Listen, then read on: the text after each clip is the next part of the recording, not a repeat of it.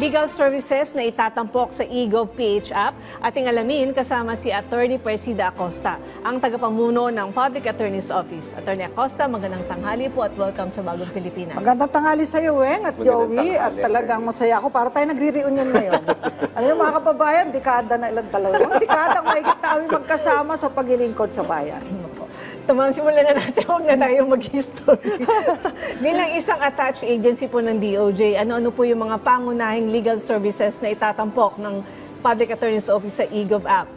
Nandyan ang ating instant legal advice, counseling, at kung kailangan i-represent sa court, ay mag-a-assign tayo ng mga abogado. Napaka-importante kasi na pag may mga tanong sa batas, ay nasasagot agad. Dahil hindi naman lahat ng Pilipino ay nag-aaral ng batas. At yung mga bago, lumang batas, kailangan ipaalam natin sa ating mga kababayan. Attorney, dun sa legal assistance, yung instant legal assistance dun sa app, so ano po ba yung kausap doon? Merong template, may FAQs, o may kausap talagang abogado? Meron, may sasagot na abogado, may naka-assign. Parang yung hotline namin yun 24/7. Meron talagang i-assign at talagang magkakaroon access to justice, access to law, at legal information ang mga kababayan natin.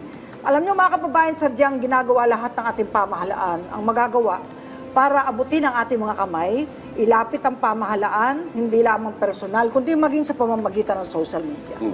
So ma'am, ano po yung mga kailangang dokumento o yung mga impormasyon para makapag-avail nitong serbisyo ng PAO sa app at gaano po katagal yung inaasahang proseso mula sa pag-request hanggang sa pagkonsulta? Kapag mga legal advice, hindi kailangan magpresenta ng indigency requirement kasi via social media yun, no? Pero pag i-represent na sa court o may gagawing dokumento, kailangan patunayan na hindi nila kayang bumayad ng private lawyer. Magagalit naman sa atin ang mga private lawyer pag wala na silang magiging kliyente pa. Kaya kailangan po ay, namnamin po natin ang pagkakataong ito na ang ating mahal na Pangulo, Bongbong Marcos, ay nilalapit ang gobyerno sa ating mamamayang Pilipino na nangangailangan ng tulong legal. Doon po sa ilalim naman ng e-report option ng Presidential Action Center ng eGov app, pwedeng magsumiti ng report o sumbong ang ating mga kababayan. So paano po yung coordination with law enforcement hanggang sa legal assistance? So paano po tayo nakikipag-ugnayan? Alam mo ang PAO, minsan hindi naman namin mandate sa atin nilalapit ng mga kababayan. Reklamo sa pulis, reklamo sa mga teachers, o kaya reklamo sa mga iba't ibang ahensya, tayo ay nakapag-repair at nakakapagsulat. May isang sitwasyon na merong mga estudyante na hindi nabibigyan ng SO. So, isinusulat natin sa CHED yan. So, kailangan talaga merong magtatransmit at magpupuno ng daan para maabot ang kamay ng mga nangangailangang Pilipino. So ma'am, sa pagpapalawig naman ng pamahalaan ng digital transformation ng serbisyo publiko, ano pong mga serbisyo yung palalawakin pa ng eGov app na ito sa mga susunod na buwan dahil magiging bahagi na nga po tayo nitong eGov app at magkakaroon po ng isang malaking Presidential Action Center? Oo nga, dahil natutuwa ako sa San Juan, meron tayong pinaka one-stop shop. At hindi lang ang makikinabang dito, pati ang mga nasa ibayong dagat. Kasi social media, gagamitin na natin ang internet. At ang masasabi ko lang mga kababayan, kung merong parang kokontra dito sa programang to, hayaan na natin sila. Basta tayo po magtulong-tulong magkaisa para sa pag-unlad ng ating bansang minamahal.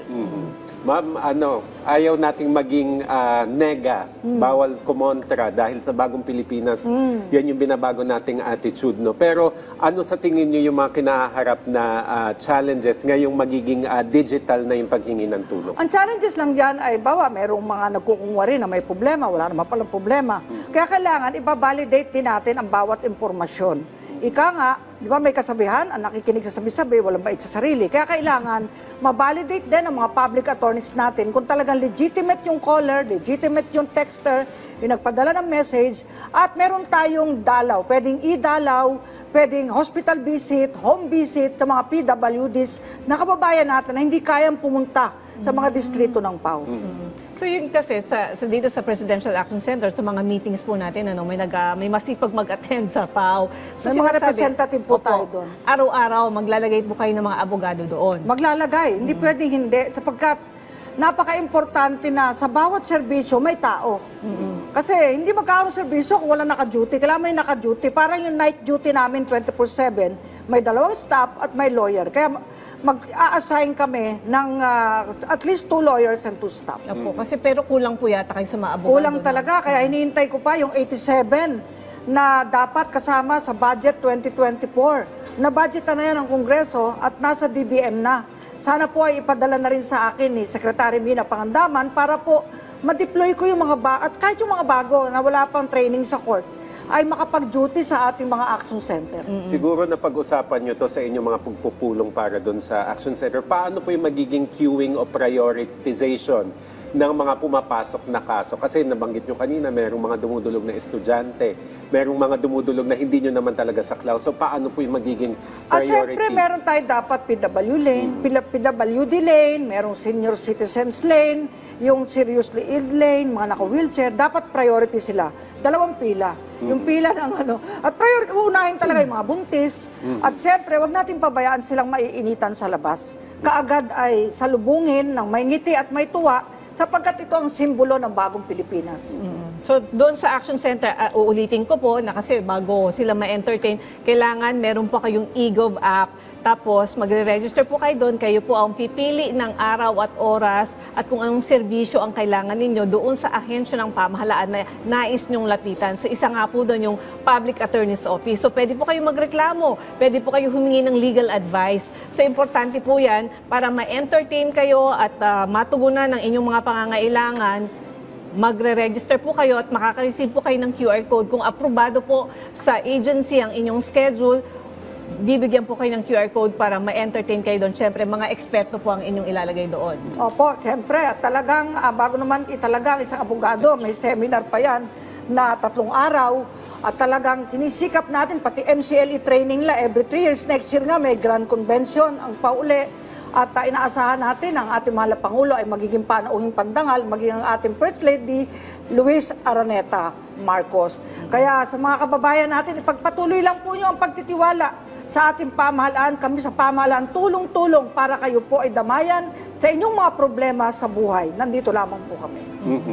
Attorney, ngayong magiging digital po yung approach sa paghingi ng legal assistance. Ano sa tingin nyo yung mga matatanggap nyong tulong? Kasi doon sa pilahan, sa physical office natin, alam ko marami kayo sari-sari natatanggap. Pero ngayon digital na mas mabilis ang pagtanong at mas mabilis din dapat ang pagsagot. Ano yung ine-expect nyo na mga kaso na matatanggap? Karamihan dyan, away pamilya, annulment, away asawa, suporta, yan karamihan Away barangay, away kapitbahay, at minsan anak sa magulang, magulang sa anak. Napakaraming problema. At na-break-in na rin kami dahil open po ang aking Messenger, Viber, ang aking mga social media accounts, ang aming official account, official page para po sa Maralitang Pilipino. Kaya hindi na tayo mahihirapan na makipagkaisa sa programang ito ng ating mahal na Pangulo, Bongbong Marcos. So, yung po sa mga lumalapit sa inyo, kung naiisip nyo lang gaano po kadami yung mga nare-resolve o talagang natutulungan hanggang sa matapos po yung kaso? Alam mo, ng tanong mo Parang minsan bloated na sa isip namin. Noong isang taon, naka 12 million clients kami, buong kapuluan. Kasi nagpaparami dyan yung mga legal advice, legal counseling, documentation, affidavit, notarization para sa mahirap. Talagang mapapansin mo, may mga lumilipat, nagpipiskal, nagdadasal, sobrang pagod na ng iba nating kasamang PAW lawyer, pero may natitira pa rin. Kaya nga ako po hindi umalis sa PAW para marami pa rin akong mahimok na magsi-senior dito at makakapagtapos na dito na mag-retire para po patunayan na ang pagsisilbi sa Maralitang Pilipino isang dakilang misyon ng isang tao sa daigdig na ito. Kaya nabanggit nyo, attorney, na buong kapuluan yung humihingi ng legal assistance. Kung sa app na sila dudulog, yung mga kaso, pati sa Visayas, Mindanao, papasok doon, sasabihin ng mga tao yung Action Center nandito sa Metro Manila. So, paano nyo po i-address yun kung ang mga matanggap nyo through the app ay sa Mindanao at sa Visayas? Malaking kapalaran ng Pilipinas dahil meron tayong 400 na distrito at regional offices sa buong kapuluan. Mula Apari hanggang Hulo, meron po tayong opisina. At tayo po ay meron ng 2,600 lawyers nationwide na nakadeploy sa iba't ibang dako. Meron din tayong mga abogado na counterpart ng Office of the Solicitor General, nag-a-appear sa Court of Appeal sa Supreme Court. At meron tayong PAW lawyers na labor lawyers para sa ating manggagawang Pilipino.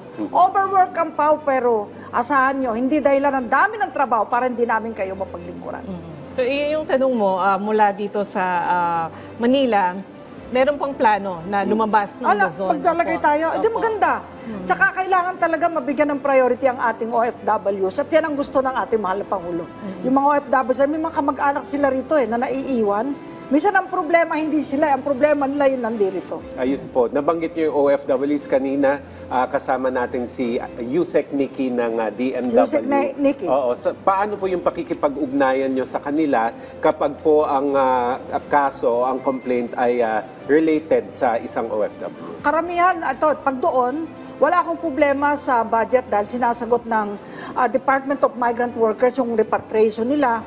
Pero yung legal aid, binibigay po natin. At napakabilis po ng aksyon ni Secretary Kakdak. Talagang natutuwa ako. 2001 magkasama na kami. Dahil deputy yan ng OWA nung araw . So talaga, pati nung panahon ng tanimbala, talagang napakaganda po ng aming koordinasyon. At salamat po sa pag-imbita ng Secretary Kakdak na kami po ay makakasama sa pagdalaw sa serbisyo karaban para sa ating overseas Filipino workers. Okay, ma'am, panghuli, mensahe nyo na lang po sa mga Pilipinong nangangailangan ng legal assistance mula sa PAO. Huwag po kayong mawala ng pag-asa sa inyong buhay. Nandito lamang po kaming lahat, tulong-tulong. Kung may problemang legal, tumawag lamang sa ating app, makipag-coordinate at sa aming hotline, 028-929-9436. Yan, tandaan nyo yun Ulitin natin. Ulit-ulitin. 028-929-9436, 24/7 po yan. Ayan, okay. Maraming salamat po sa inyong oras, Public Attorney's Office Chief, Attorney Persida Acosta. Thank you very much po, ma'am.